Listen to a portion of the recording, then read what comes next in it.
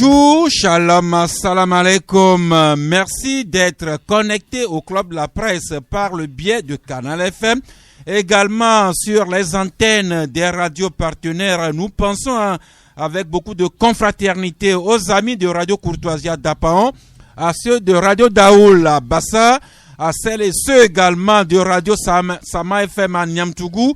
Nous n'oublions pas les amis de Radio Centrale FM depuis Sokoré et tout à côté ici, Radio Lumière, également Radio Eben Radio, Radio Gameli qui nous relaie dans le monde entier et également l'application Canal FM. À la technique, Victor Bekokou, Michel Tomega et Géraud Dakoucha.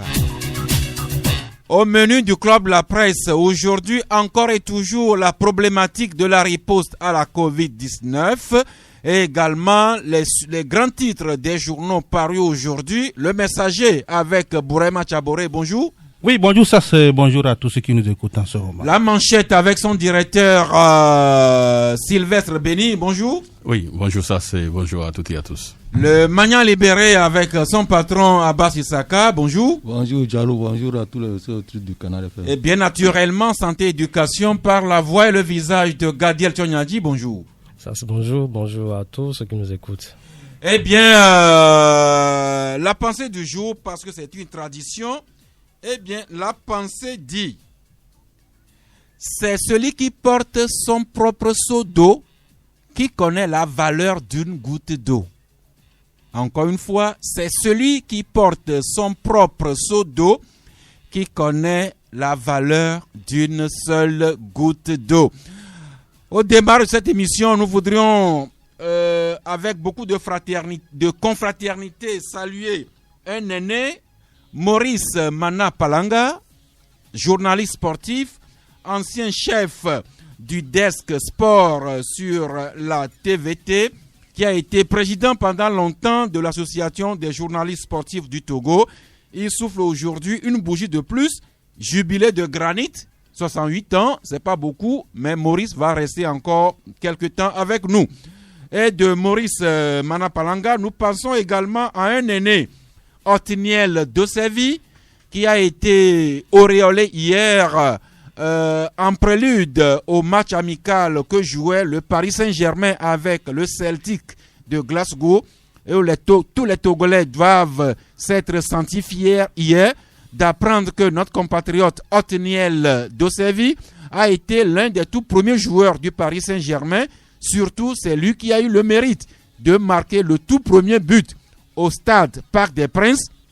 Othniel Dosevi qui a été honoré hier, c'est lui qui avait eu le privilège de donner le coup d'envoi de ce match Paris Saint-Germain Celtic Glasgow.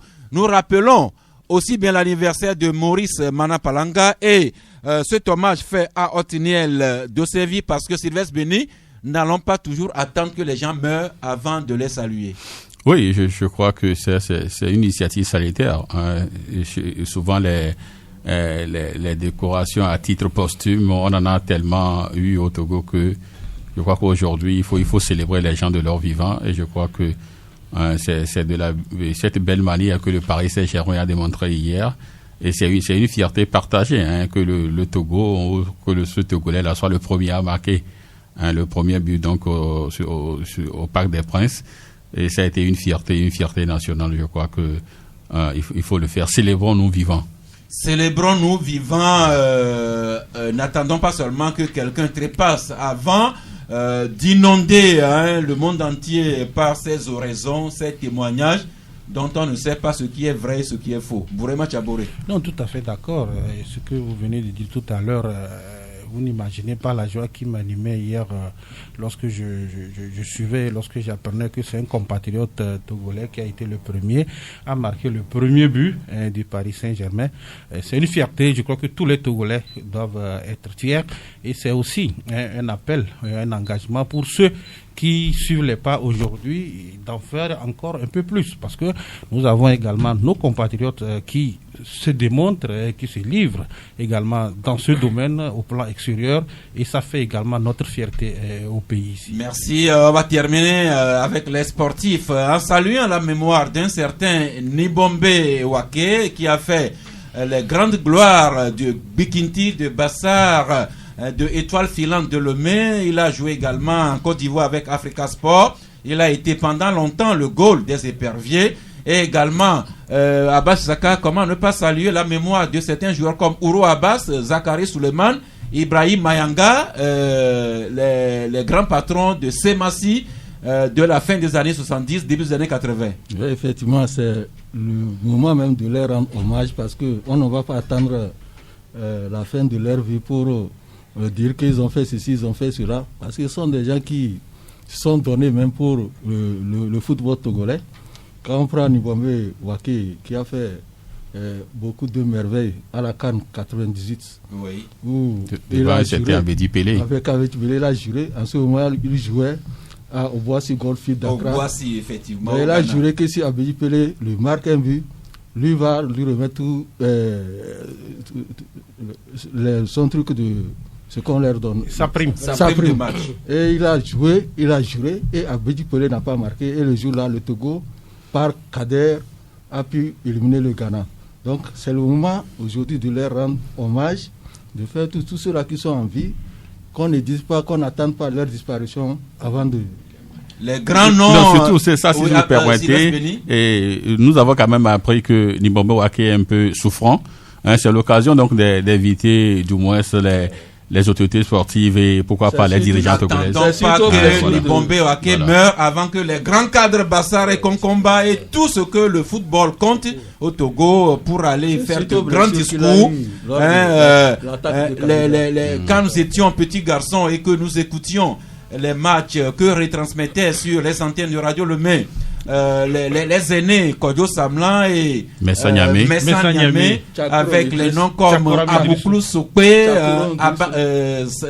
le grand capitaine de Semassi des années Issa Sakibou, et pour venir à mon club de cœur à Sobayaovi, à Damalobo ou Bonapo, toutes ces vieilles gloires. Si vous êtes encore là, vos cadets vous saluent ici. Une information qui peut soulager la vie de jeunes. Nous apprenons qu'un cabinet d'avocats recherche pour emploi immédiat une secrétaire de direction bilingue français-anglais, titulaire d'un BTS naturellement en secrétariat de direction. Donc s'il y a une candidate qui est titulaire d'un BTS secrétaire de direction bilingue français-anglais, si vous êtes disponible, vous joignez le 92 46 11 33. Le 92 46 11 33. Vous avez aujourd'hui, demain et vendredi au plus tard à 17h pour vous signaler à ce numéro. Cela nous amène sans transition à ce vu et constaté, et c'est le confrère La Dépêche qui en parle, le vieux, c'est pas péjoratif, Apollinaire Menem-Essé, qui écrit à la page 7 de son journal La Dépêche: promotion de l'emploi au Togo, des cadres retraités qui refusent de quitter leur poste.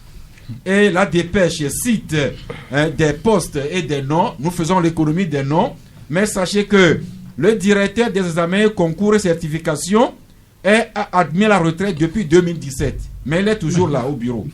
Le directeur des enseignements préscolaires et primaires, également admis à la retraite depuis 2016, mais il est toujours au poste. Un autre, c'est l'inspecteur général de l'éducation, qui est également admis à la retraite depuis 2018, mais il est en poste. Il y a aussi le directeur régional de l'éducation de la préfecture du Golfe et Lomé commune, tout comme son collègue de la préfecture de Zio, tous admis à la retraite, mais ils sont toujours en place. Abbas Issaka, ça pose un problème. Pendant que nous parlons de chômage, que les jeunes sont là, ils ne trouvent pas à faire, il y a ceux qui ont fini leur carrière, mais qui refusent de débarrasser le plancher. Ouais, effectivement, on a toujours dénoncé ce fait-là, et ça continue. Il y a beaucoup de ministères, dans des ministères où des gens sont là cloués sur leur fauteuil, tout comme c'est leur propriété privée. Ce qui appartient à l'État, c'est pourquoi l'université, les jeunes sont formés au niveau des écoles supérieures du pays. Et les jeunes sortent, ils n'ont même pas ils ont plein de diplômes, bardés de diplômes, ils n'ont pas d'emploi. Le premier emploi, ben, ils ne l'ont pas. Mais ceux-là qui ont eu cette chance-là de travailler dans la fonction publique, C'est pour cela qu'on a mis un âge de retraite. L'âge du départ à la retraite est là. Lorsque vous arrivez à cet âge de retraite, il faut vider le plancher pour qu'on recrute d'autres personnes pour continuer. Parce que vous ne pouvez pas vous rester attaché à votre fauteuil et vous faire croire que vous travaillez pour l'État alors que c'est pour vos intérêts. Il y a même des directions que tu n'as pas citées. Il y a aussi au niveau de la caisse... La caisse de retraite du Togo. Je crois qu'il est parti. Il est finalement parti récemment. Ouais.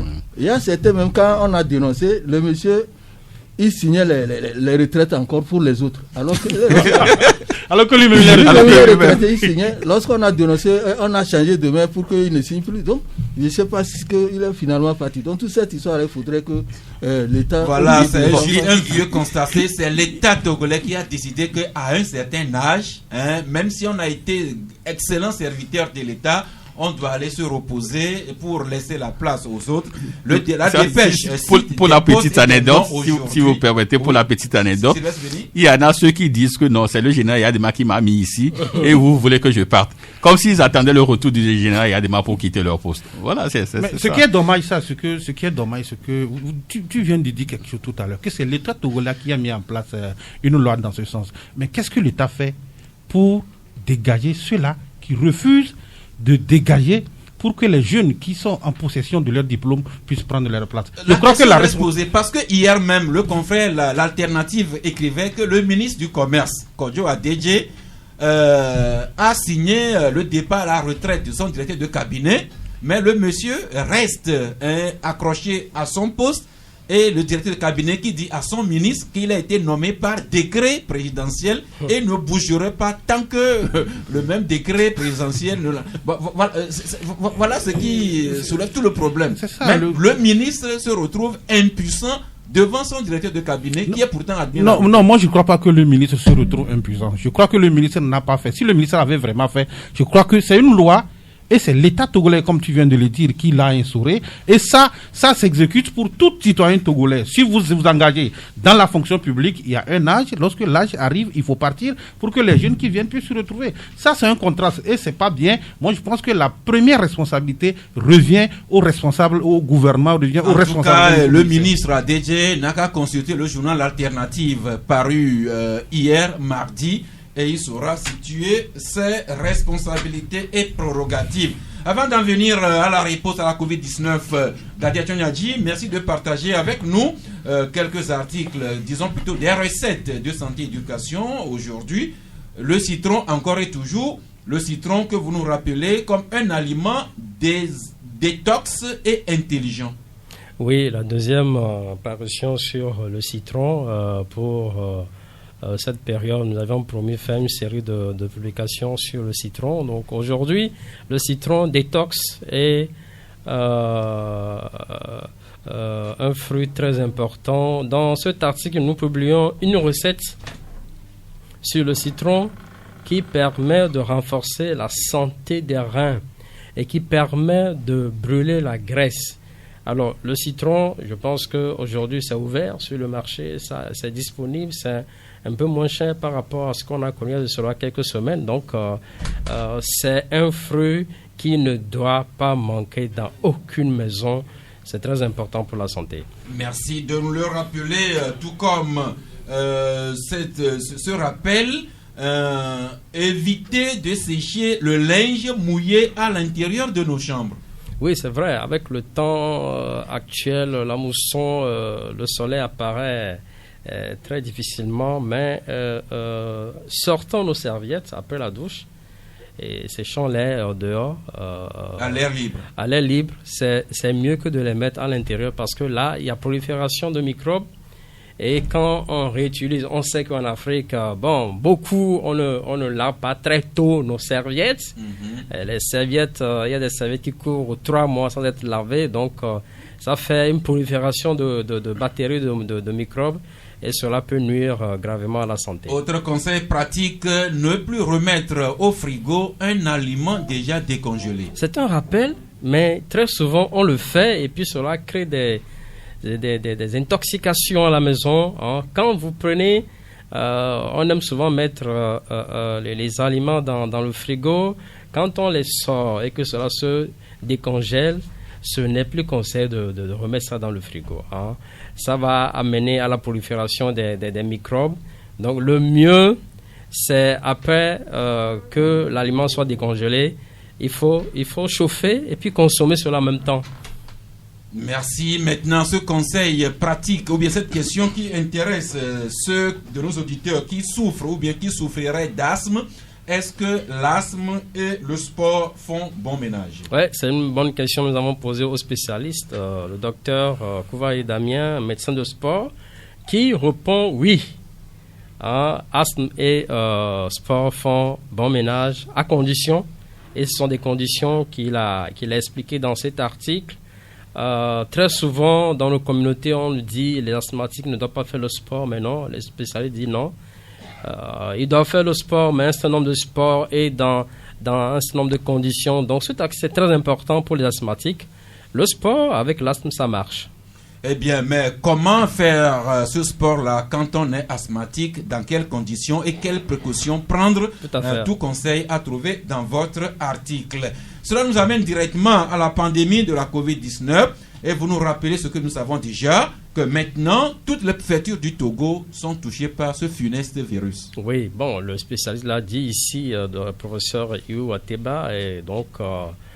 c'est bien connu, quand vous appelez même l'intérieur du pays, les gens peuvent vous donner ces informations, que ce virus est partout. Donc c'est une épidémie au Togo, une pandémie à travers le monde entier.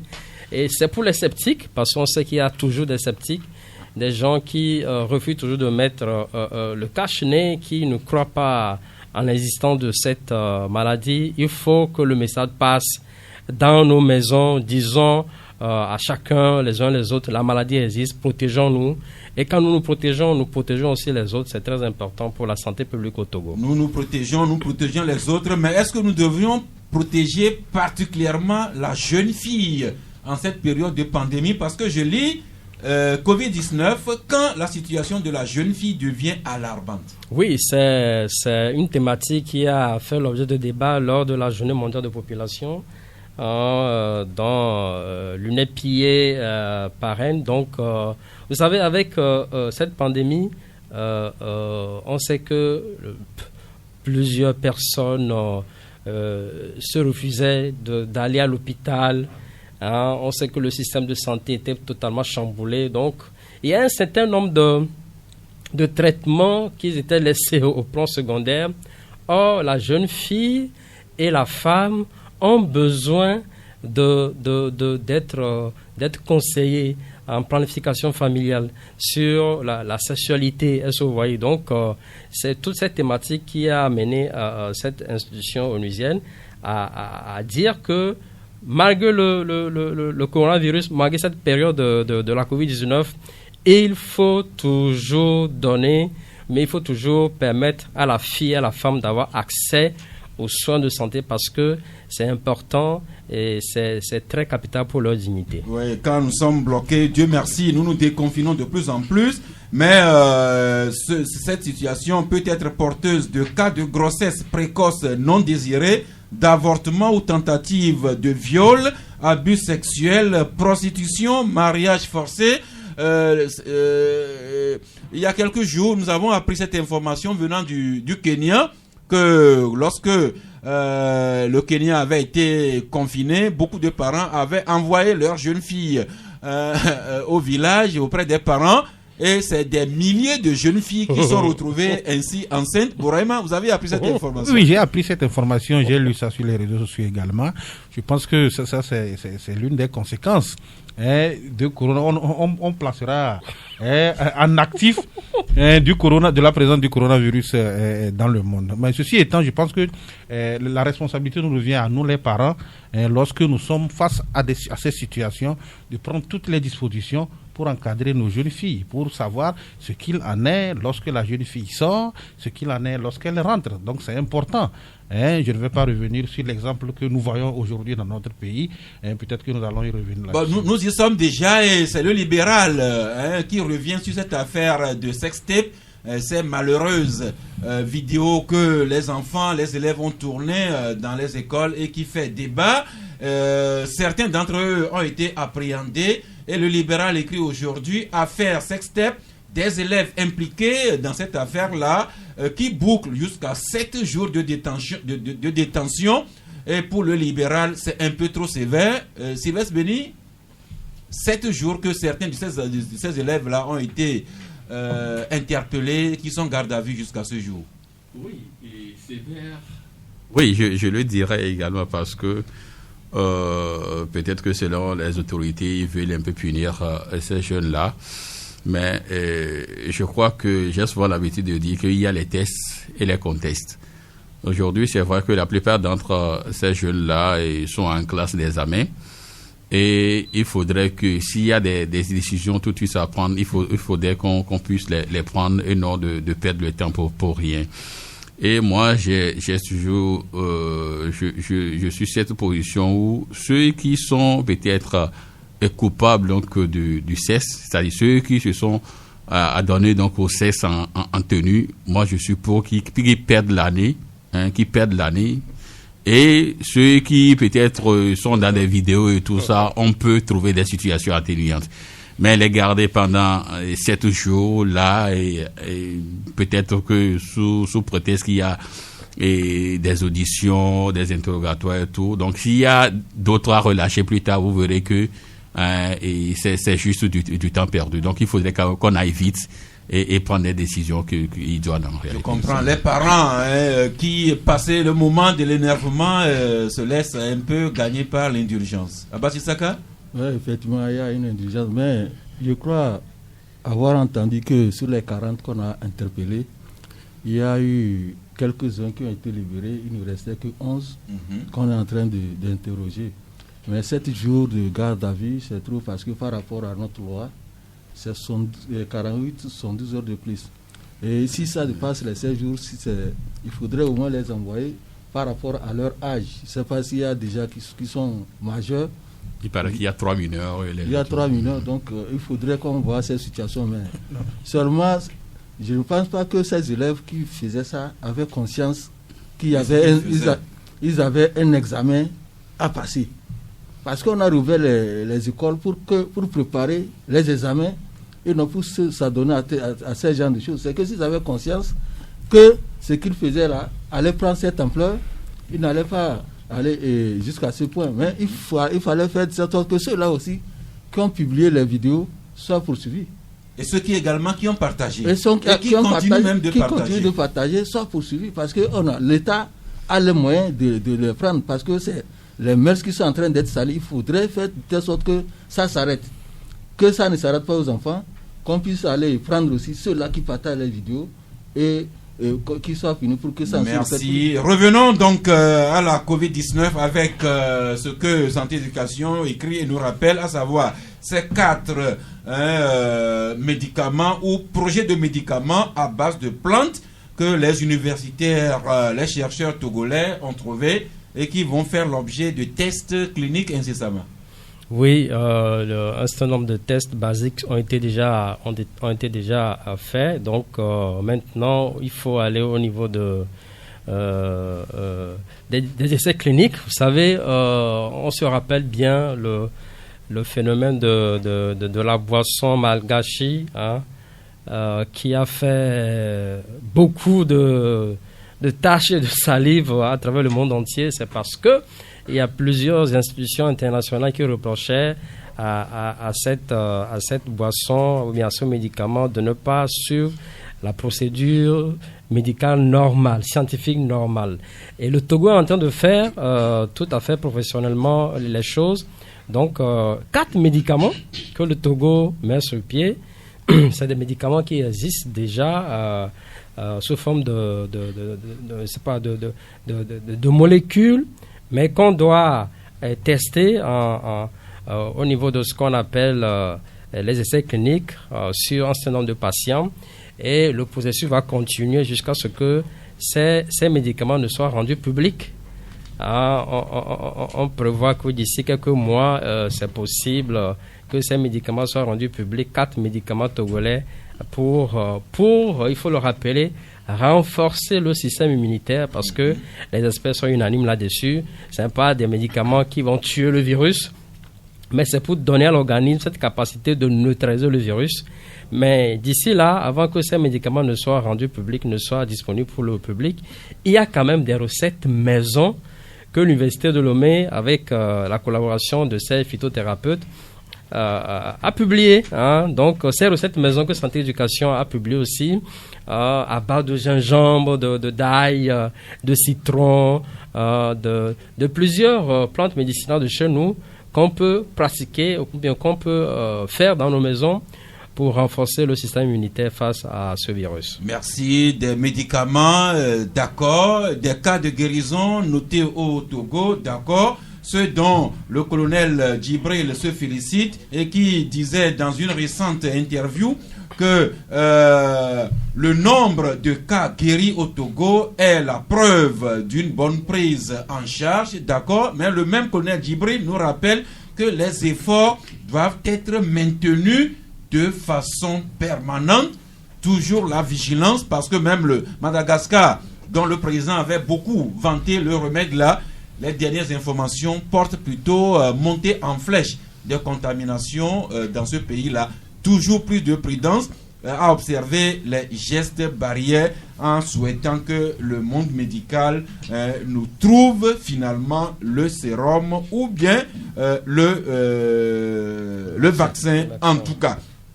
Mais le virus ne nous empêche pas d'aller, de vivre normalement. Nous savons que le Togo a connu une certaine activité diplomatique ces 2 semaines. Le chef de l'État, Faure Gnassingbé, qui a reçu le ministre des Affaires étrangères de la Turquie avec un protocole d'accord signé entre ces 2 pays. Le même Faure Gnassingbé qui a tenu un sommet virtuel, une visioconférence avec ses homologues du comité inter-État de lutte contre la sécheresse au Sahel et au Sahara. Ces chefs d'État qui ont débattu de la sécurité alimentaire qui reste une priorité pour les chefs d'État de ce comité inter-État de lutte contre la sécheresse au Sahel. Et hier, nous apprenons que les parlementaires togolais, membres du Parlement de la CEDEAO, sont également en session extraordinaire par visioconférence. Abba Chisaka, le virus est là, d'accord, mais nous reprenons progressivement notre vie dans tous les sens. Le virus est là. Il faut apprendre à vivre avec le virus et c'est ce qui est en train d'être fait. Et vous savez qu'on ne peut pas bloquer toutes les activités au niveau de la diplomatie à cause de ce virus. Et il y a des séminaires que les gens font et on ne peut pas les arrêter parce que le virus est là. Donc le problème du virus là, on ne sait pas quand est-ce qu'il va prendre fin, mais il faut commencer par apprendre à vivre avec le virus en menant ses activités tout normalement. Encore que maintenant, nous avons l'occasion d'avoir des nouvelles technologies de la communication où on peut à distance faire des séminaires, des conférences, visioconférences et autres. Ça peut nous permettre aussi d'évoluer dans le sens positif à côté du virus. Pendant que le virus est là, les activités diplomatiques aussi peuvent se poursuivre. Et c'est ça que nous sommes en train de faire. Et progressivement, vous avez vu que les cultes ont été ouvertes, les écoles aussi ouvertes, et tout en train de se dérouler progressivement et de façon progressive. On va encore s'entendre à faire de sorte que toutes les églises, tous les lieux de culte soient ouverts pour que chacun mène librement ses activités. Merci. Revenons donc sur l'activité diplomatique Togo-Turquie. Le ministre des Affaires étrangères qui a été reçu par le chef de l'État et avec annonce que bientôt la Turquie va ouvrir son ambassade au Togo. Le Togo aussi qui va détacher un plénipotentiaire à Istanbul, en Turquie. En tout cas, ce protocole d'accord signé par les 2 ministres des Affaires étrangères de la Turquie et du Togo. Mais Liberté s'inquiète un peu quand ce journal écrit que le régime de Faure Gnassingbé apporte son soutien à la dictature turque. Sylvestre? Oui, je crois que ça dépend donc du positionnement de chacun. Et la Turquie n'est pas tellement bien vue par la diplomatie occidentale, du moins par certains pays donc occidentaux. Et puis du fait donc des décisions que le président donc de ce pays, Erdogan, prend et très souvent. Mais bon, chaque pays a ses réalités. Donc, si le Togo trouve que avec ce pays, il peut donc bien faire des affaires, je crois que il revient donc au Togo de le faire. Maintenant, quand on dit que la Turquie c'est une dictature et que d'autres aussi ont l'habitude donc de peindre le Togo comme une dictature, donc vous conviendrez avec moi que qui se ressemble, ça semble. Oui, mais Bourema Tchaboré, on parle toujours des relations diplomatiques entre les États, mais on oublie trop souvent de nous rappeler que entre les États, c'est pas une histoire d'amitié, c'est une affaire d'intérêt. Non, c'est et clair. Quand un État trouve qu'il peut faire des affaires, qu'il a intérêt avec un autre État, il n'hésite pas à y aller. Non, c'est une histoire d'intérêt, c'est une question d'intérêt. Et le confrère vient de fleurer un tout petit peu ce que j'avais en tête. Vous voyez les États-Unis, la France et autres qui sont déclarés comme étant des grandes puissances, des grandes démocraties, mais qui collaborent efficacement avec la Turquie. Et vous convenez, la Turquie aujourd'hui, pour ceux qui ne le savent pas, c'est une grande puissance. Il faut le dire. Et sur le plan militaire, la Turquie est bien vue et les États-Unis collaborent bien avec la Turquie dans bien d'autres domaines. Quant à ce qui concerne les investissements et ce que le Togo peut faire, aujourd'hui, le Togo a besoin quand même de booster son économie à travers un certain nombre d'investissements. Et vous vous rappelez que il y a de cela 2 ans, le chef de l'État a lancé le PND, le Programme national de développement. Et aujourd'hui, il faut chercher des investisseurs pour que ce PND puisse être mis en œuvre. Et je crois que c'est ce qu'il est en train de faire aujourd'hui.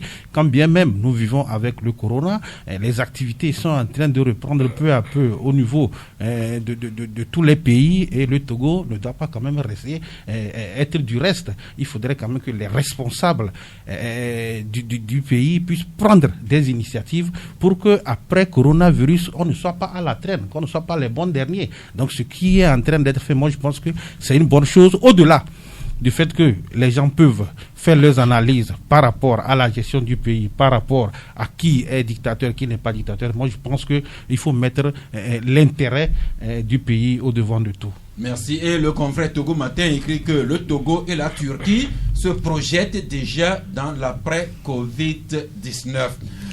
Venons-en maintenant à votre journal La Manchette avec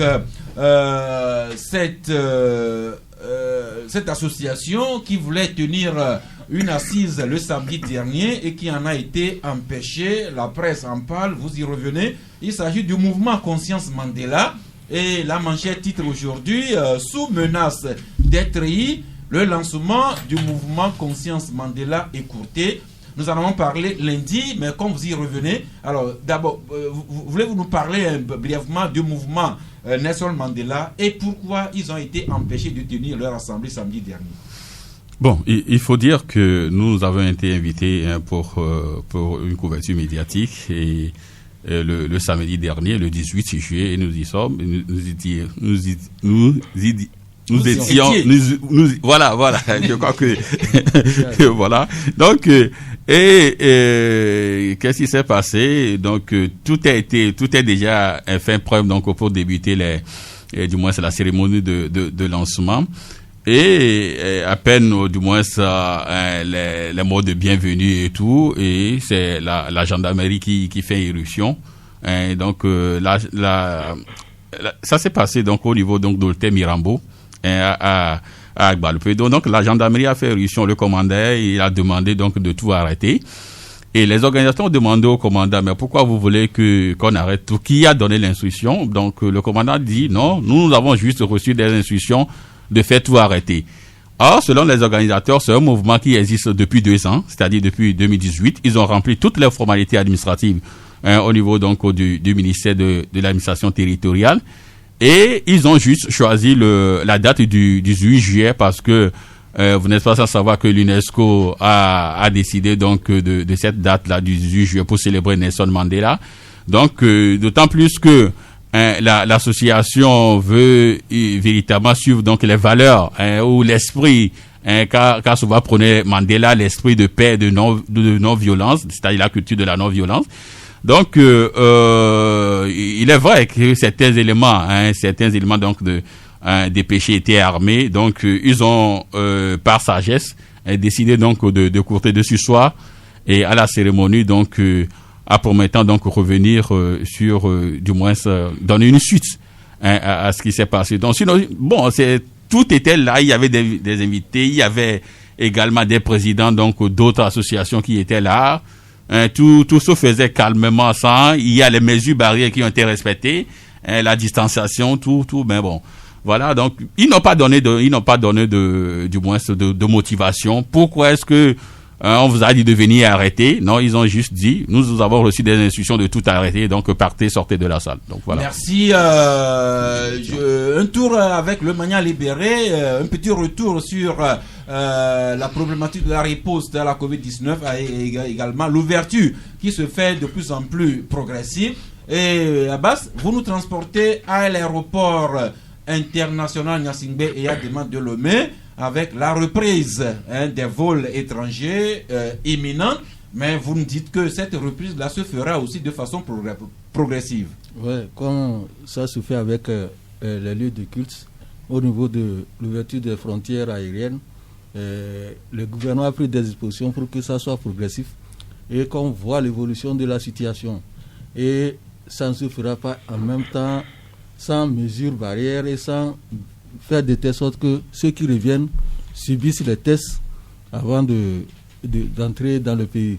Parce qu'ils peuvent subir les tests là-bas, le lieu de leur départ. Sera arrivé ici, ils doivent subir d'autres tests parce que vous avez fait des tests. Cela ne prouve pas qu'arriver dans l'avion, quelque chose ne vous est pas arrivé. Donc vous devez obligatoirement être soumis aux tests PCR pour qu'on puisse comprendre si vous avez ou vous ne l'avez pas. Là, s'il y a quelque chose qui ne va pas, on va vous conduire quelque part. Donc c'est simple que quand l'aéroport Yadema va ouvrir ses portes, les candidats au départ devront passer le test avant de s'envoler et ceux qui reviendront au pays également devront se soumettre à ce test. C'est une obligation. Et puis nous avons appris que la ministre en charge des infrastructures est allé inspecter les lieux hier avec le colonel Nyamalata, Bourema Tchaboré. C'est sûrement pour se rassurer que l'aéroport de Lomé a mis en place toutes les structures, tous les équipements, tout le dispositif avant l'ouverture imminente des vols. Non, je crois que les autorités doivent faire ce travail de pédagogie pour s'assurer effectivement qu'à l'ouverture des vols, à l'ouverture des vols, les gens ne vont pas quand même outrepasser, les gens vont respecter les conditions, les gens vont respecter ce qui est prévu pour pouvoir protéger non seulement ceux-là même qui arrivent, mais protéger également les populations togolaises. Vous savez, la manière dont la Covid est rentrée dans notre pays, tout le monde le sait, on ne va pas revenir là-dessus. Cela voudrait dire que nous devrions également nous y préparer pour pouvoir faire face. Et c'est ce que l'aéroport fait. Vous savez que l'aéroport Gnassingbé, il y a une activité économique qui se déroule là-bas. Nous savons que nous en avons également besoin et il ne peut pas être plutôt fermé tout le temps. Les aéroports de par le monde sont en train d'être réouverts. Donc je pense que les autorités doivent prendre toutes les dispositions pour s'assurer que lorsque l'aéroport sera ouvert, il y aura pas quand même à redire quant à ce qui concerne les mesures prises pour que la Covid ne puisse pas se propager. Merci. De Lomé, nous passons à Niamtougou. Vous savez que Niamtougou qui abrite notre second aéroport, même international. Et vous rappelez que le samedi 23 avril 2016, en prélude aux festivités du 56e anniversaire de l'accession de notre pays à l'indépendance, le chef de l'État Fort Gnassingbé avait procédé au lancement des travaux de réhabilitation de cet aéroport. Or, 4 ans après, Liberté fait le constat que les travaux qui avaient été estimés à 33 milliards de francs CFA n'ont toujours pas démarré. Donc 4 ans après le lancement des travaux, rien n'a démarré. Officiellement, rien ne se dit non plus. Mais Liberté trouve que selon certaines indiscrétions, il y aurait un conflit foncier qui bloquerait ce travail. De ce conflit foncier qui aurait bloqué les travaux de réhabilitation de l'aéroport de Niamtougou, transportons-nous dans votre bassin où l'actualité rime ces derniers temps avec des conflits. Malheureusement, il y a quelque temps, on parlait de conflits, litiges fonciers entre Konkomba et Lamba, dans la préfecture de Dankpen. Heureusement, nous apprenons que le temps est au règlement, à l'amiable. Mais il y a également quelques problèmes de coexistence entre les populations Bassa et leurs hôtes, togolais aussi, mais venus d'une autre région, les Adja, notamment dans le canton de Banjeli. Il y a beaucoup de publications, de tribunes libres d'articles dans les journaux, mais aujourd'hui, vous y revenez, Bouraima, dans votre journal Le Messager. Eh bien, parlez-nous-en. Oui, je suis revenu là-dessus pour porter un coup de gueule par rapport à ce que se passe, ce que nous voyons sur les réseaux sociaux ces derniers temps, où des intellectuels qui, en principe, devraient prendre de la hauteur et se concerter d'ailleurs, et pourquoi pas mener des missions de bons offices pour que ces communautés puissent continuer par exister. Ces intellectuels se livrent à un jeu déshonorant, à un spectacle déshonorant. Vous avez vu aussi bien que moi ce qui se trouve sur les réseaux sociaux, où c'est comme un jeu du tic au tac. Celui-ci écrit, l'autre répond, celui-ci écrit. Moi, je pense que le moment n'est pas à ce jeu. Aujourd'hui, ce n'est pas à Banjeli seul que les communautés se frottent. Je crois que partout, dans le Togo, il y a des communautés qui coexistent. Et il y en a, et c'est tout à fait normal. Donc, je pense que ces intellectuels, en principe, devraient quand même prendre des initiatives, soutenir leurs frères et sœurs qui sont ici, qui sont en train de prendre un certain nombre d'initiatives, mais qui n'en parlent pas d'ailleurs. Je rappelle que il y a beaucoup de choses qui sont faites en ce moment pour ramener quand même le calme dans cette localité par un certain nombre de cadres. Depuis 2 ou 3 semaines, il y a des choses qui se font, mais les gens ne veulent pas en parler. Mais je pense qu'il faut qu'on arrête. Il faut qu'on arrête avec ce jeu de ping-pong et voir ce qu'il y a lieu de faire pour que ces communautés puissent vivre ensemble. Et par ailleurs, je reviens pour dire que le problème est aujourd'hui dans les mains de la justice. Il faut le dire, et la justice, en principe, doit également se lever et faire son travail. Parce que vous savez, dans un pays où la justice n'est pas claire, je pense que ça mène toujours à des conflits. Par rapport à ce problème, il faut que la justice trouve qu'est-ce qu'il y en est effectivement pour situer les responsabilités et calmer les cœurs. C'est ce qu'il y a lieu de faire, et je pense, c'est en cela, moi j'ai interpellé dans mon article, c'est un coup de gueule, que ces intellectuels qui se livrent à ce jeu malsain arrêtent. Parce que ça contribue plutôt à attiser l'attention au sein des communautés que de résoudre le problème. Le Messager qui demande de mettre la balle à terre dans cette affaire de tension entre les deux communautés, Bassar et Adja, notamment dans le canton de Banjeli. Quand certains intellectuels Adja et Bassar se mêlent maladroitement, non, il faut arrêter. C'est l'interpellation donc de Le Messager. Une affaire vieille déjà de quelques mois. Et puis, des intellectuels s'en saisissent. Il n'y a pas longtemps, c'est le professeur Togoata Pedouama qui sortait une déclaration pour interpeller les cadres Bassa sur le sujet. Kofi Yamnian lui a un peu répondu à sa façon. Sur les réseaux sociaux, on a connaissance également d'une sortie de quelques intellectuels Bassar. Et puis hier, c'est la diaspora Adja, depuis les Amériques, qui ajoute à ce jeu. Eh bien, Sylvestre Béni, les intellectuels vont arrêter, mais il va falloir que la justice, entre les mains de qui on a remis l'affaire là, nous situe à justiciens. La justice également qui figure dans votre parution de ce jour, quand la manchette trouve de mal en pis, la justice togolaise qui scelle son déshonneur. Vous êtes bien dur avec nos hommes en toge, Sylvestre. Non, je crois qu'aujourd'hui, il faudrait qu'on commence véritablement à appeler une hydre par son nom, parce que la justice togolaise, en réalité, lorsque vous faites donc l'inventaire donc de tout ce que nous voyons, vous verrez que cette justice en réalité n'existe que de nom. Et nous sommes aujourd'hui revenus sur un certain nombre d'affaires et en faisant justement une fixation sur le mandat d'arrêt international. Vous verrez que à la une donc de notre parution aujourd'hui, il y a la photo donc de Alberto Olympio, l'ancien président donc du Parti des Togolais. Il y a Bertin Soagba et puis il y a Agbeo Mekodjo. Il n'y a pas que cela. Et aujourd'hui, lorsque vous voyez un peu l'histoire, vous verrez que les Olympios ont plus de mandats d'arrêt international que quiconque au Togo.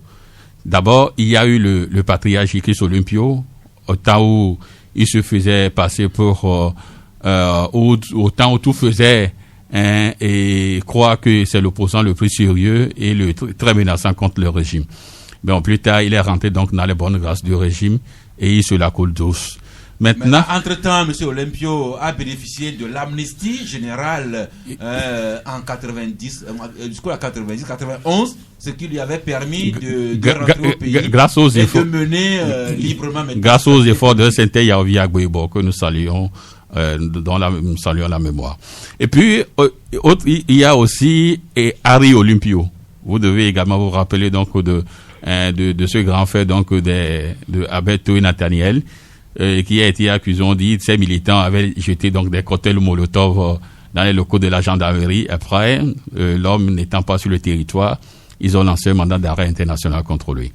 Après, il y a eu Alberto Olympio, que je venais de citer, où dans une affaire donc commerciale, l'homme dit que tout a été politisé parce que justement il est rentré en politique en 2014 et montrait tout de suite ses griffes contre le régime. Et on a tout fait donc pour que le monsieur, n'étant pas sur le territoire parce qu'il n'a pas participé aux audiences, il est vrai que ses conseils y étaient, on a délivré un mandat d'arrêt international contre lui. Le tout récent, c'est Gabriel Messa Agbeo Mekodjo, où il y a eu un mandat d'arrêt international contre lui. Donc c'est une liste. Aujourd'hui, vous verrez que l'impression, c'est que le régime fait tout, ne serait-ce que pour éloigner les opposants gênants, avec cet épouvantail donc de mandat d'arrêt international. Et vous verrez que la justice togolaise prête souvent le flanc donc à ces genres de situations. Et vous conviendrez avec moi que lorsque vous avez lu la sortie il y a quelques jours donc d'un certain juge Henri Dogo, qui disait justement que les magistrats doivent se battre pour avoir donc leur indépendance effective.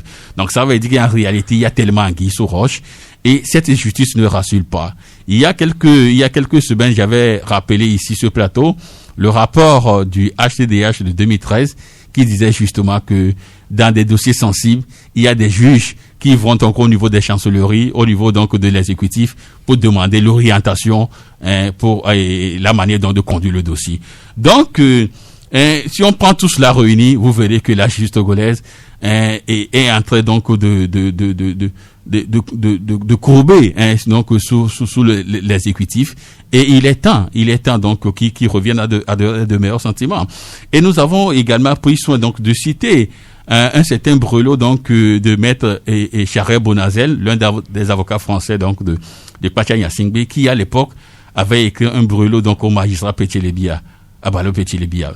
Tout cela est dans notre journal ce matin, et si juste la phrase il dit que il a prononcé un terme que j'ai oublié, mais c'est dans le journal, donc les gens peuvent découvrir cela. Merci Abaye Saka. Il y a tout un débat nourri, très vif sur la justice togolaise, nos magistrats. Certains les tirent à U, d'autres les tirent à Rua.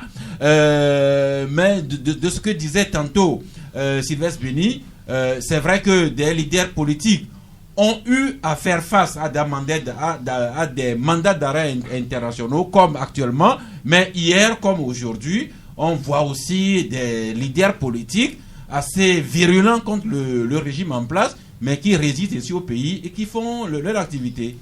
Oui, effectivement, je vais dire que ça dépend du comportement de chaque leader politique à qui on délivre un mandat d'arrêt. S'il y a un problème qui se pose au plan politique et que des gens se comportent et refusent de déférer à la justice et vont se cacher ou commettre des actes répréhensibles comme ce qui s'est passé avec Harry Olympio, qui avait lancé les pierres au niveau de la Jaconde, il a lancé les pierres dans la gendarmerie, et que maintenant il a pris la fuite. On ne peut que lancer un mandat pour aller le rechercher, venir répondre de ses actes. Je pense que c'est pour cela. Lorsqu'on prend le cas de Gilles Christ Olympio en temps qu'on considérait comme en 1986 les terroristes, que c'est lui qui terrorisait le pays, ils envoyaient les terroristes en 1986. Il y a eu un mandat d'arrêt international qui a été lancé contre lui. Et par après, avant la conférence nationale souveraine, on avait demandé à ce que au moins tous ces gens-là à qui le mandat d'arrêt était lancé contre devaient être amnistiés. Et Félix Gérard Yadema, sous la pression de l'opposition, surtout de Maître Agouivo, a fait de sorte qu'ils ont été amnistiés. Mais après, lorsque le cas de Harry Olympio et l'autre Olympio, Alberto Olympio était aussi arrivé, il y a eu un problème économique où son affaire était passée au niveau du tribunal et par après, il a disparu de la circulation. On ne le voyait pas alors que l'affaire est pendante au niveau du tribunal. Donc, comment le retrouver? Un mandat d'arrêt a été lancé contre lui pour qu'il revienne aussi répondre de ses actes. Je pense que c'est par rapport à tout ça là qu'il faut se faire. Aujourd'hui, pour le dernier cas, le cas Agboyome Kodjo, c'est qu'il a refusé de déférer à des convocations. En principe, il n'était pas convoqué, il n'était pas le seul à être convoqué au niveau de la justice. Il avait ses acolytes, Philbert Atisso, Madame Adjamago Johnson, qui ont répondu à cette convocation et qui sont repartis. Et lui, il dit qu'il ne répondra plus à aucune des convocations de la justice et il est rentré dans le maquis. Comment faire pour l'écouter dans cette affaire qui a commencé depuis le 22 février jusqu'à ce jour, puisque c'est dans la suite logique de cette... Vous voulez dire par là que si tous ceux-là, dont Agboyome Kodjo aujourd'hui, s'ils avaient répondu à la convocation, il n'aurait pas été émis des mandats d'arrêt contre eux. Un mandat d'arrêt émis contre quelqu'un qui fuit la justice. C'est ça. Merci. Moi, je voudrais prendre le problème. Pour justement, c'est pour dire que c'est vrai, nous aimons crier à Hu et à Dia sur la justice, mais c'est la justice là que nous avons aujourd'hui, ces magistrats que nous avons aujourd'hui, nous leur demandons seulement de remonter dans notre estime. Oui, nous leur demandons de remonter dans leur estime pour pouvoir faire les choses telles que cela se doit. Et moi, je voudrais prendre le problème de manière générale. En principe, quand vous regardez partout au monde, la justice n'est pas aussi bien vue. Et la plupart du temps, les politiques interviennent dans ce sens. Vous voyez, en France, que ce soit en France, que ce soit aux États-Unis, je prends ces exemples. Vous avez vu, à un moment donné, il y a des présidents sortants qui ont eu des problèmes, des démêlés avec la justice. Il y a d'autres qui étaient préparés pour être des adversaires. Et d'autres présidents qui ont eu des problèmes et à qui on dit aujourd'hui que la justice ne fait pas son travail. Aux États-Unis, on accuse la justice. En France, on accuse également la justice d'être politisée. Donc, je pense que la justice, de manière générale, il faut voir ça de cette manière. Mais je pense qu'il faut quand même qu'on évolue. On évolue, c'est vrai. Il y a des choses qu'on doit reprocher aujourd'hui à la justice togolaise. Il y en a plein. Il y a beaucoup de dossiers sur lesquels on peut dire que la justice n'a pas bien fait son travail. C'est vrai, nous ne sommes pas des spécialistes. Mais je pense que c'est trop trivial. Il faut que la justice évolue au jour le jour. Et je ne peux pas me dire que la justice que nous avions il y a de cela 10 ans, c'est celle que nous avons encore aujourd'hui. Il y a quand même des choses qui ont bougé, mais je pense qu'on peut encore faire mieux. Merci Sylvestre Béni. Un autre article à votre manchette, c'est un entretien que vous a accordé un acteur politique qui ne fait pas l'objet d'un mandat d'arrêt international. Non, lui il est là. Eh bien, il s'agit d'Emmanuel Akoli, c'est le patron maintenant de la CPP. Eh bien, dans ce long entretien, il vous a parlé de la politique et du Togo. Vitrine sur le renouveau de la CPP, c'est le titre de la manchette. Oui, en réalité, en décembre 2019, donc la CPP a eu un congrès et il y a eu une nouvelle équipe dirigeante. Le nom du président, vous venez donc de donner cela, c'est M. Emmanuel Anani Akoli. Donc nous sommes allés à sa rencontre pour savoir ce que la CPP pense donc de l'actualité sociopolitique. En fait, c'est juste un panorama sur tout ce qui se passe aujourd'hui. Et vous verrez qu'à peine élu, l'homme est revenu sur le grand pardon. Le grand pardon, donc, qui est donc une marque déposée de monsieur Edem Kodjo que nous pleurons aujourd'hui. Ajoutez Edouard, voilà, que nous pleurons aujourd'hui. Et vous savez que au lancement donc de ce grand pardon là, si ma mémoire est bonne, en novembre 90, c'était donc déjà dans la logique où il faudrait que les acteurs politiques togolais, c'est-à-dire opposition et pouvoir y compris, mettent un peu donc de l'eau dans leur vin pour que le Togo puisse voir le bout du tunnel. Parce que j'ai souvent l'habitude de dire que nous sommes souvent en politique, nous sommes dans un tunnel sans bout. Alors, nous l'avons interrogé là-dessus. Et selon monsieur Anani, donc il pense que le grand pardon est le socle de toute réussite, que ce soit politique, économique, sociale ou culturelle. Et il invite donc les acteurs togolais donc à éviter donc c'est-à-dire des débats partisans, parce que il dit que compte tenu donc de notre situation ou compte tenu donc de la société togolaise qui est politiquement bloquée, les chances de solution passent inévitablement par le fait que dans une approche transpartisane, et il faudrait que la politique ne fasse plus aujourd'hui ni d'exclusion. Il faudrait pas que les gens soient donc dans un dogme sectaire. Il faudrait que les gens se libèrent, parce qu'en réalité, le Togo, c'est une affaire de tous. En ce qui concerne donc du moins c'est cette affaire qui défraie aujourd'hui la chronique, l'affaire Agbeomé, la CPP adhère à la logique donc des évêques du Togo, et il pense que c'est une affaire politique et qui doit être réglée autour donc d'une table de concertation. Je crois, on va faire le tour. C'est une longue interview qui est sur le marché et que les gens peuvent découvrir. Voilà. Eh bien, vraiment, vous doutez bien que la question qui vous interpelle et qui vous a amené à pousser le coup de gueule, l'affaire dans le Bassa, ça suscite beaucoup d'intérêt. Les auditeurs tiennent à nous rappeler que il n'y a pas de problème communautaire entre les Bassar et les Adja. Il y a beaucoup de Togolais venus d'ailleurs qui vivent librement à Bassa. Il s'agit juste de faits qui sont reprochés à des individus. Et c'est là-dedans que les Bassar ont l'impression que la justice n'est pas toujours juste et qu'on prend le parti de ceux à qui on reproche des choses. C'est là le problème. Donc, nos amis disent qu'il ne faut pas faire d'amalgame. Il ne s'agit pas de tension communautaire. Non, justement, c'est ce que j'ai dit. Aujourd'hui, le problème a pris une autre allure, où nous voyons des gens qui s'intèrent, c'est-à-dire que les gens qui sautent l'un sur l'autre sur les réseaux sociaux, et nous voyons ce qui se passe avec des écrits, aussi bien dans les médias. Donc, le problème a pris une autre allure. Et vous avez vu comment que les choses ont été saccagées sur place là-bas.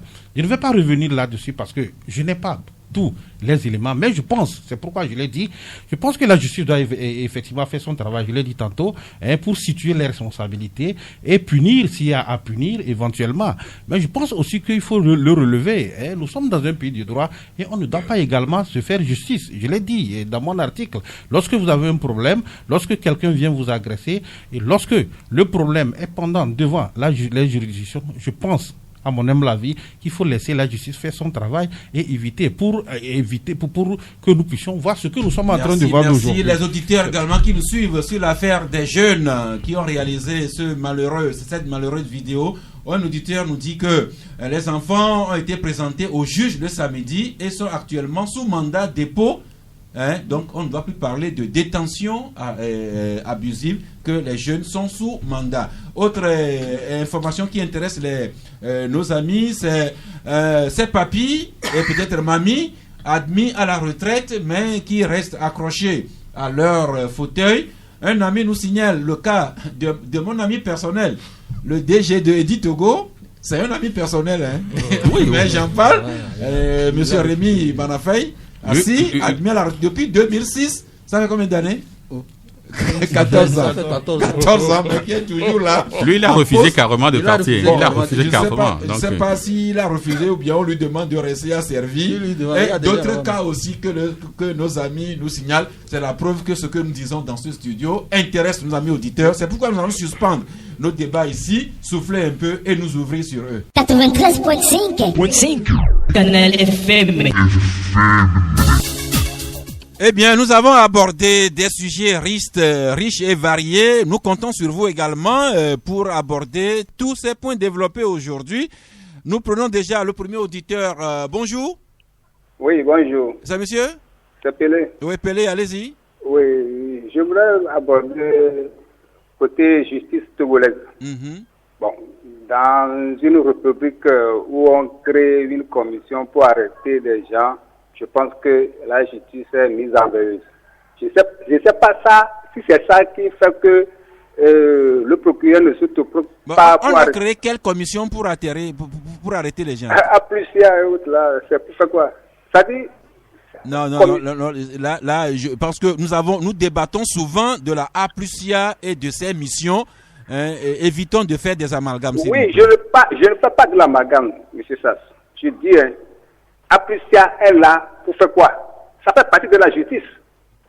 Au moment où le président de la République dit qu'une minorité s'accapare la richesse et c'est pertinemment ces gens-là qui ne peut pas les arrêter, il ne peut pas envoyer une lièvre de poursuivre la trace des lions. L'ami Pelé, s'il vous plaît, Pelé. Oui, s'il vous plaît, Pelé. La Applucia a commencé son travail, a déposé ses rapports auprès du procureur de la République sur des dossiers que nous connaissons bel et bien. Seulement qui n'évolue pas encore.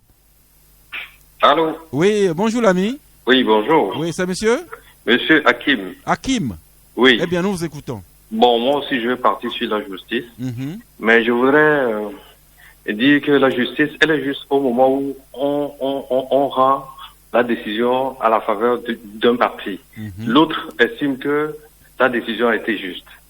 Donc, ayons raison de garder. La justice est là pour nous tous Togolais. C'est vrai que des fois, ça peine un tout petit peu, mais essayons de prendre de la hauteur et prenons toutes les dispositions pour faire appel, contre-appel et tout ça là pour qu'on puisse avoir la vraie justice. Ça, c'est un. Deuxième point, je voudrais juste relever l'attention de nos autorités sur les lampadaires solaires. J'ai l'impression que ces temps-ci, ces lampadaires ne fonctionnent plus. Je donne l'exemple de la voie IPG, gendarmerie, Sabado, par exemple. Ça, c'est juste un exemple que je donne. Sinon, j'en ai vu plein comme ça. Je vous remercie.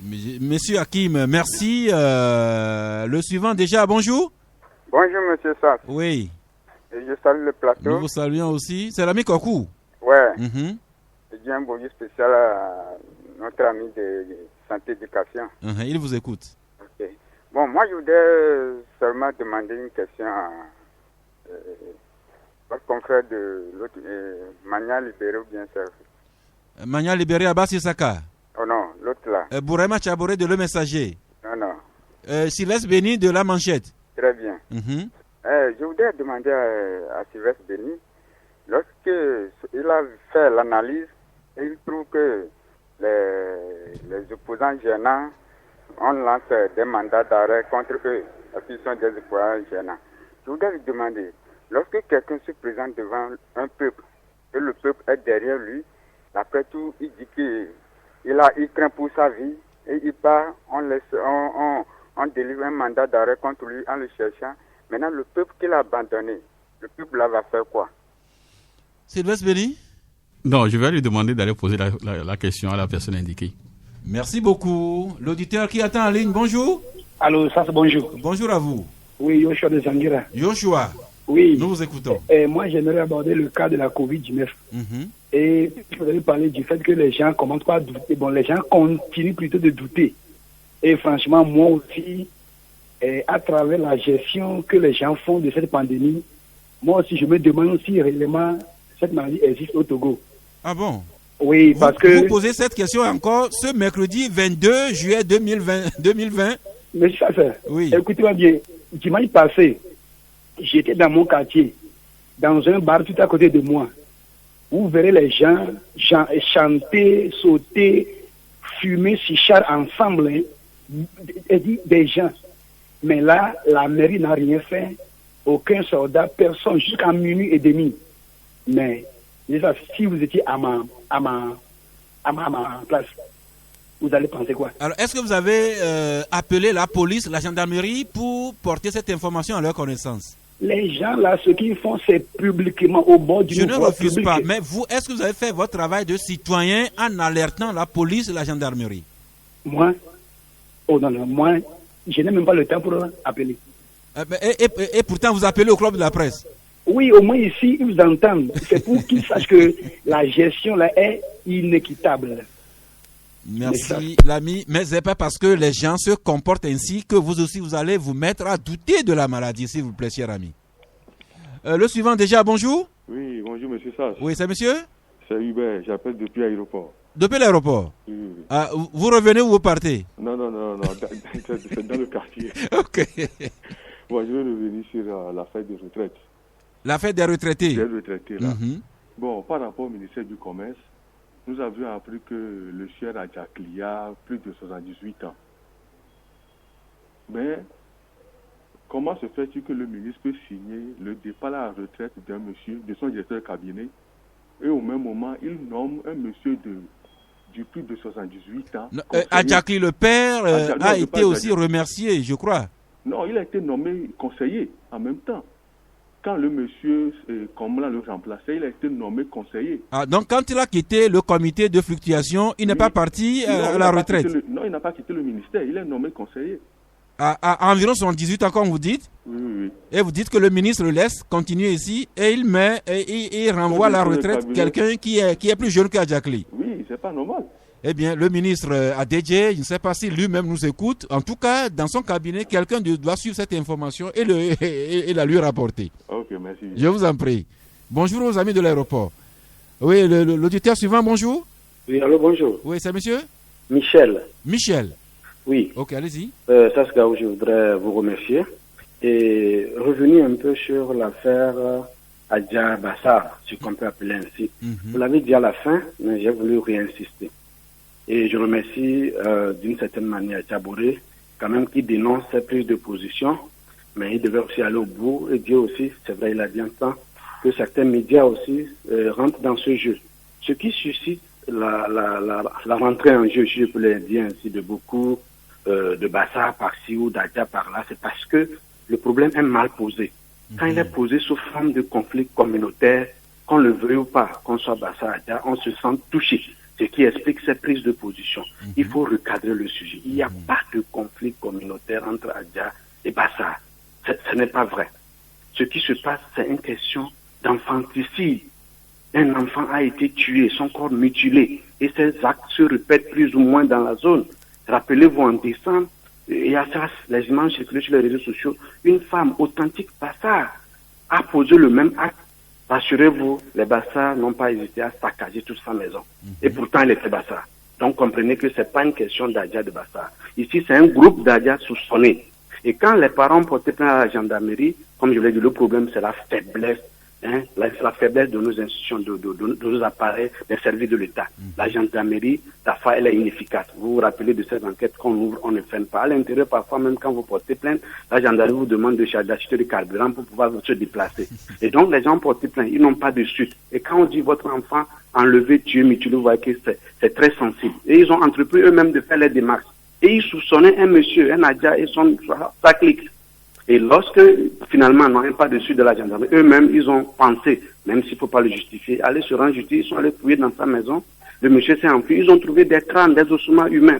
Qu'est-ce que la gendarmerie en a fait? N'ayant pas de suite, étant frustrés, bon, voilà, ils sont comportés d'une manière peut-être peu recommandable. Malheureusement, c'est eux qui se retrouvent aujourd'hui à la prison. Et donc, il faut que nos institutions travaillent efficacement. Ce n'est pas un conflit communautaire. Ça n'existe pas. Des Adja continuent de circuler librement à Bassar, ils font leur activité. Autrement dit, si les services publics avaient fait leur travail avec promptitude, on n'en serait peut-être pas là aujourd'hui. Voilà, donc c'est pas un conflit communautaire, rassurez-vous, c'est un groupe qui est soupçonné, que la justice fasse véritablement son travail et que le problème soit clarifié. Merci pour votre éclairage. Déjà un autre auditeur en attente, bonjour. Bonjour, monsieur Sos. Oui, c'est monsieur? Monsieur Daniel. Pardon? Monsieur Daniel. Daniel. Daniel. Ok, allez-y. Oui, et c'est par rapport à la gestion de la suite Covid-19. Oui. Vous avez écouté tout à l'heure un auditeur qui à peine doutait de l'existence de la maladie. Moi, de mon côté, ce n'est pas pour douter de l'existence de cette maladie, mais c'est la manière dont la gestion désinvolte ce qui se passe qui nous inquiète. Imaginez dans nos quartiers, les gens continuent toujours pas à jouer proprement au football. Là, je vous situe au terrain de d'Abarakondi ici, à Bekota. C'est en train d'Akpabé, Bekota, si vous connaissez bien. Et quand vous prenez la suite de Adakpabé, consort, promenez-vous seulement un soir, vous allez voir les bars, les gens dansent proprement, ils boivent, ils fument, et les soldats passent devant ces personnes et nous allons alerter encore qui? Parce que tout à l'heure vous demandez si l'AMI a pu alerter la police ou la gendarmerie. Et cette police passe et regarde, mais ne dit rien. On va encore les alerter comment? Comment eux aussi nous écoutent à l'heure actuelle? Ils n'ont pas fait un tour ce soir sur le terrain d'Abarakon. Ça fait pratiquement 2 semaines que les gens viennent chaque soir jouer proprement comme si de rien n'était. Les autres sont dans des bars à côté en train de boire et quand vous sortez, c'est la même scène. Et c'est vraiment, ça suscite des interrogations sur la réalité de la maladie. C'est ce que l'auditeur tentait peut-être d'exprimer tout à l'heure. Donc, il faudrait que l'autorité puisse prendre les taureaux par les cornes pour nous faire savoir effectivement que nous avons l'obligation de respecter toutes les dispositions qu'ils nous ont prescrites. Merci. Vous rejoignez cet article de Liberté à la page 5, caricaturement votre. Allô. L'OMS qui s'inquiète du coronavirus, les Africains s'en foutent. C'est la caricature de Liberté. Oui, l'auditeur en ligne, bonjour. Bonjour. C'est monsieur Alain. Alain. Oui. Ok, allez-y. Oui. J'aimerais demander à Abbas Issaka. Oui. À son âme et conscience, si la justice togolaise est partielle ou impartiale. Je continue en disant que vous avez reçu un magistrat du Sénégal sur votre plateau concernant l'affaire Boudoura à Kousoulérou. Et il expliquait que celui qui est mis en liberté provisoire, quand on l'arrête, on le juge avant de le jeter en prison. Que sans le jugement, on ne peut pas le jeter en prison. Vous êtes convenu avec moi que vous avez reçu un magistrat du Sénégal. Oui, je me rappelle. C'était plutôt un journaliste sur la question. Et Abbas Issaka, voilà, en votre âme et conscience, sur la justice togolaise. À lui d'en juger. À lui aussi d'en juger. Eh bien, chacun se retrouve renvoyé devant le tribunal de sa conscience sur la justice togolaise. Oui, l'ami, bonjour. Oui, bonjour. Oui, c'est monsieur? C'est Norberto. Norberto. Oui. Je voudrais réagir par rapport à 2 sujets là. Et le premier, par rapport à ceux qui sont en retraite et qui ne veulent pas partir. Oui. Bon, d'abord pour le directeur de cabinet. Les ministres font comme s'ils ne connaissent pas les tests. Un directeur de cabinet est mis là-bas par décret. Si le ministre estime que le directeur de cabinet n'est plus à même de continuer son travail, il fait une demande, il dépose un projet de décret chez le président et c'est le président qui signe. Et dès que ce décret est valable, entre en vigueur, l'autre déguerpit. C'est comme ça que ça se passe. Bon, maintenant la deuxième chose. Tout à l'heure, vous avez dit que ceux qui ont partagé les vidéos des enfants, on doit les poursuivre. Bon, je n'ai pas vraiment compris la logique derrière. Parce que s'ils ne l'avaient pas partagé, comment on saurait? Parce que derrière, il y a quelque chose qui se passe. Il faut qu'on ait la lumière sur ces informations. C'est parce qu'on a publié qu'on a su qu'il y a quelque chose qui se passait. Donc, je n'ai pas vraiment compris la logique qu'il y a derrière ce que le journaliste avait partagé. Merci. Ce que je sais, c'est que le Togo s'est doté d'une loi récemment sur le numérique Et un article, je ne me rappelle pas l'article, mais un article de cette loi dit que si vous partagez des choses sans vous assurer de la source, si jamais il y a un problème, vous serez également concerné. Mais nous y reviendrons prochainement, pourquoi pas. Nous prenons le dernier auditeur aujourd'hui. Bonjour. Oui, bonjour, c'est Abonné. Oui, allez-y. Moi, je vais poser une question. Sur la question des retraites. Est-ce que le ministre de la fonction publique, J.B. Bawara, est-ce qu'il est au courant? Et quel est sa verdict sur ces problèmes de non-départ à la retraite? Celui qui m'a encore touché depuis 2006, 14 ans, il n'est pas parti, c'est horrible. Vous parlez de mon ami, le DG de Ditogo. Si, puisque ce que moi je constate ces derniers temps, vous avez des parents qui ont donné naissance, qui ont payé les écolages de leurs enfants, les enfants ont terminé les études, ils sont avec les papas à la maison, et c'est papa qui continue de nourrir l'enfant, faute d'emploi. Au même moment, il y a des gens qui sont admis à la retraite, 65 ans, 70 ans, 78, et qui sont toujours là, qui refusent de partir. Le ministre dit quoi? L'ami Komi, vous savez que ce sujet-là, c'est pas nouveau. Nous en parlons souvent. Il n'y a pas longtemps, le ministre Bawara avait même des cas dans son ministère. Je ne sais pas finalement comment il les a résolus. Donc le ministre Bawara sait. Et le chef de l'État aussi doit le savoir, pas en principe. Et vous vous rappelez, lorsqu'il y a un lancement de recrutement, vous voyez le nombre de jeunes qui s'agglutinent, qui escaladent les murs pour déposer les dossiers. 93.5 Canal FM. Je voudrais vraiment remercier les auditeurs. Leurs interventions ont abordé beaucoup de sujets et l'émission est d'autant plus riche. Eh bien, chers amis, vous avez écouté les questions, les commentaires, les doutes, les certitudes. Gadi Chengaji? Oui, j'en parlais ici. Il y a toujours des sceptiques par rapport à l'existence de cette maladie. Vous savez, j'écoute, on écoute des gens qui se disent, est-ce que vous avez, quand vous croisez quelqu'un dans votre quartier, vous lui dites, pourquoi vous n'avez pas mis le cache-nez? Vous lui dites, il y a quoi, quelle maladie? Est-ce que vous avez vu quelqu'un tomber malade de cette maladie? C'est la question que la personne vous pose. Donc, c'est comme si aujourd'hui, les gens voudraient voir de leurs yeux la réalité des malades à l'hôpital. Je ne sais pas si il faut aller jusqu'à filmer les malades sur leur lit à l'hôpital. Gadiel, si nous étions méchants, nous allions souhaiter qu'ils tombent malades, qu'ils goûtent un peu avant d'être guéris, mais nous ne le souhaitons pas. On ne peut pas souhaiter cela. Donc, aujourd'hui, avec tout ce mouvement mondial qui se déroule sur cette pandémie, il y a des sceptiques. Qu'on ne soit pas étonné, cela se passe toujours sur toutes les maladies qu'on a connues pour le sida. Donc, on doit continuer par sensibiliser. Et on va continuer par gagner des gens qui vont finir par croire.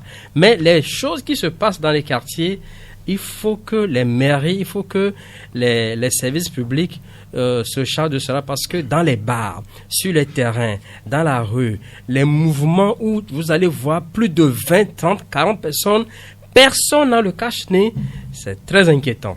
Et cela crée un contraste pendant qu'on laisse les gens aller à la bamboula, dans les bars, dans les marchés, un peu partout. On ne veut pas ouvrir les églises. Voilà un contraste que beaucoup d'auditeurs nous relèvent. Oui, heureusement, le dimanche, il y a certaines qui ont ouvrir toutes les églises. Oui, toutes les églises, je pense que ça va arriver. Mais ces mouvements, vraiment, il faut qu'on les contrôle. Merci, Abbas Issaka. Beaucoup d'auditeurs sont revenus sur la problématique de la justice. Comment elle est, comment est-ce que chacun l'aperçoit, ce que nous attendons de notre justice. Là, chacun doit percevoir la justice comme il l'entend. Puisque la justice aussi, c'est des juges. Quelqu'un a dit, quel que soit le cas, nous avons nos juges qui travaillent. C'est une institution de la République qui travaille. Et lorsque vous avez des problèmes, vous vous rendez à la justice pour la régler. On ne peut pas se faire justice soi-même. C'est la justice qui va gérer les choses. Comme c'est le cas au niveau de ce qui se passe à Bangeli là.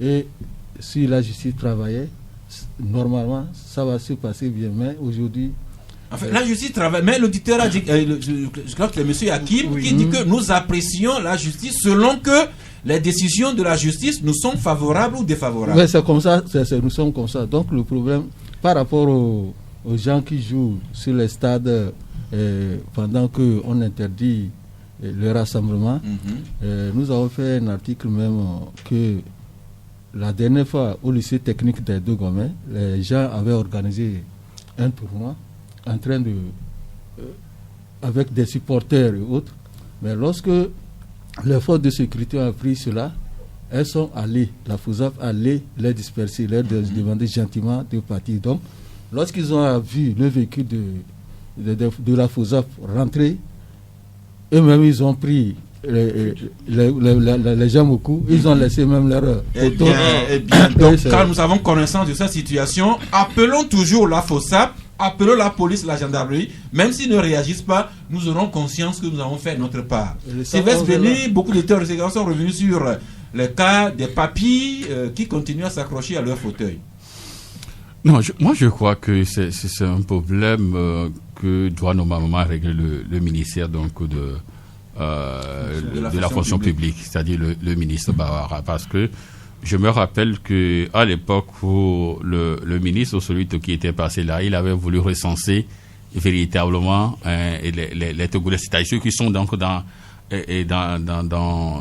fonctionnaires, c'est-à-dire ceux qui sont donc au niveau donc de l'emploi, pour voir réellement qui sont là, qui ne sont pas là. Parce que c'est également un autre problème, parce qu'il y a des gens qui ne sont plus sur le territoire, qui sont peut-être ailleurs, mais leur salaire est là, il y a quelqu'un qui le perçoit. J'ai écrit sur ce dossier-là il y a pas longtemps. Donc, aujourd'hui, il faudrait quand même qu'on sache qui fait quoi généralement dans la fonction publique. Parce que déjà, à l'âge de 65 ans, des gens qui sont encore 78 ans et tout ça, et que, bon, ils sont encore là pendant ce temps, les jeunes traînent sur les émigrants. Il y a véritablement un problème. Bourema Tchaboré, deux amis sont venus éclairer un peu notre lanterne sur le problème qui se passe dans le Badja.